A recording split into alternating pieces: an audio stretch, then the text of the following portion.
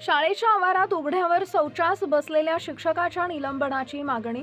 मौजे खातगुन तालुका खटाव येथील जिल्हा परिषद शाळेतील शिक्षक श्री जावेद शेख यांनी शाळेच्या वेळेत शाळेच्या आवारात उघड्यावर शौचालयास बसलेल्याचा व्हिडिओ सोशल मीडियावर व्हायरल झालाय।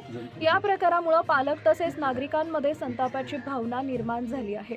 या प्रकरणात संबंधित शिक्षकावर तात्काळ निलंबनाची कारवाई करावी अशी मागणी खादी ग्रामोद्योग मंडळ वडूजचे संचालक गणेश भोसले, वंचित बहुजन आघाडी खटाव तसेच पॅन्थर ग्रुप पदाधिकाऱ्यांनी गट शिक्षण अधिकारी पंचायत समिती वडूज यांच्याकडे निवेदनाद्वारे केली आहे। निवेदनात म्हटलंय की मुलांचं शिक्षण घेण्याचं पवित्र ठिकाण असलेल्या शाळेच्या आवारात अशा प्रकारचं कृत्य घृणास्पद असून ते शिक्षक पदाच्या प्रतिष्ठेला धक्का देणारे आहेत।